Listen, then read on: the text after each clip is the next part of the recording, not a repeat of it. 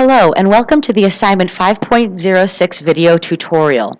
In this video, we will be completing the Assignment 5.06 Research Guide worksheet together.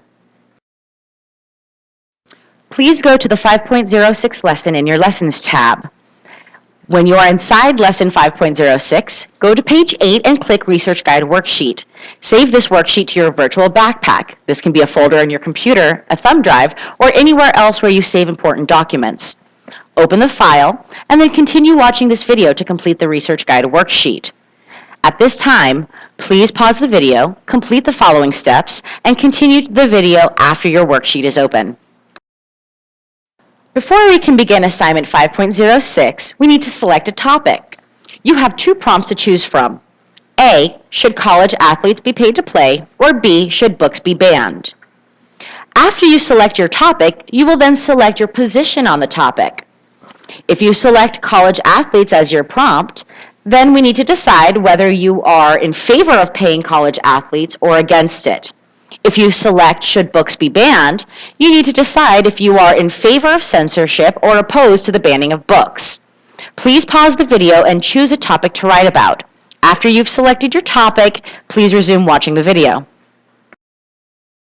Take a look at the 5.06 Research Guide, which you will be completing and submitting for this assignment. Part 1 is a chart where we ask you to locate 3 sources that you could use to conduct research on your topic. The first 2 sources can be web sources, but the third source must be a print resource. However, you do not need to own or read this print source. Simply find it online and include the title and the information for the MLA citation. Part 2, you will use notes that you have collected while conducting the research you did in Part 1, and you will write a paragraph of at least 6 sentences answering the prompt. You are going to make sure that you include research in your paragraph, as well as a direct quote from one of your pieces of research. For Step 3, you're going to ensure that you included proper MLA citations in text in your paragraph. And for Step 4, you will be composing an MLA formatted works cited entry for your paragraph. For this assignment, we ask you to conduct research and use credible sources. But what makes a source credible?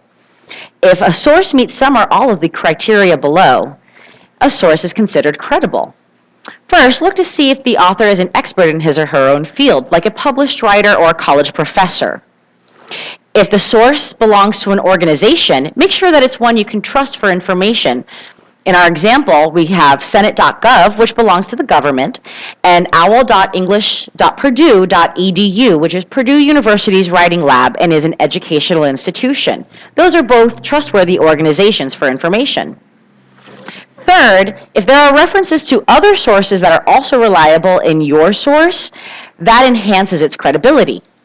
Finally, if the end of the website is .gov or .edu, we know that the website belongs to trustworthy entities like educational institutions or governmental organizations.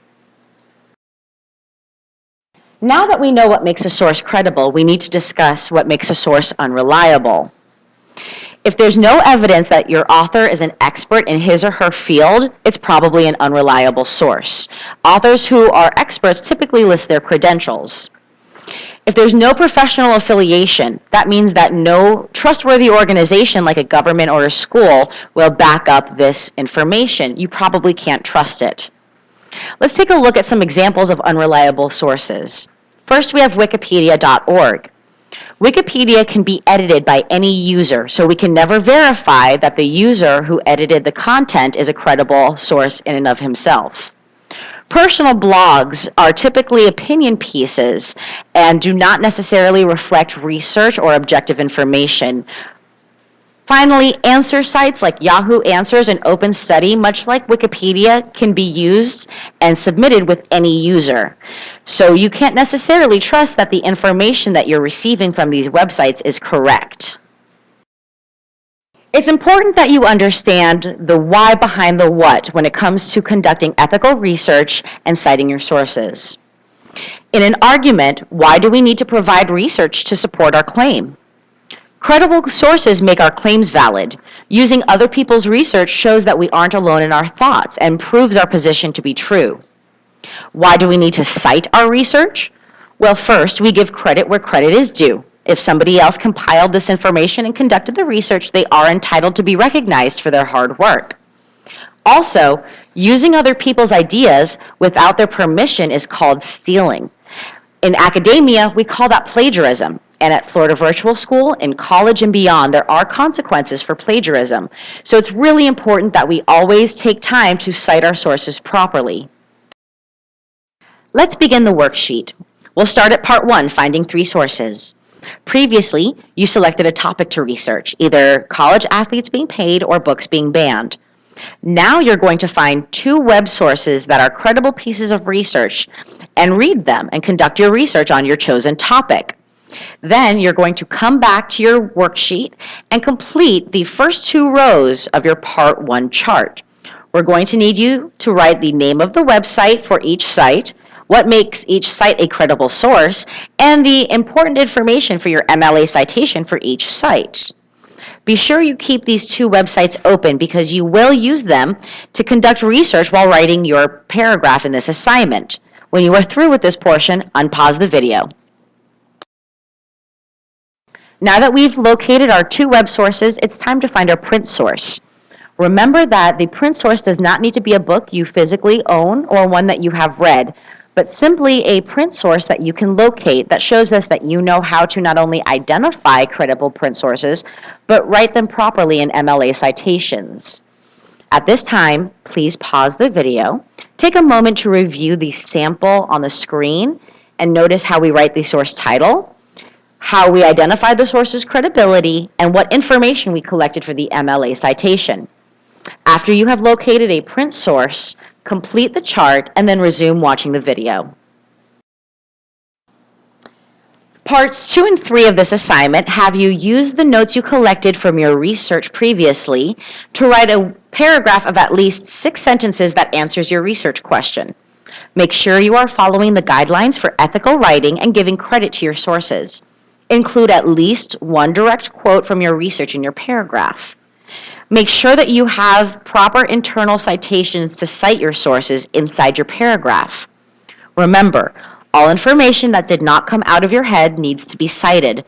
This includes information that you paraphrased, summarized, or directly quoted in your paragraph.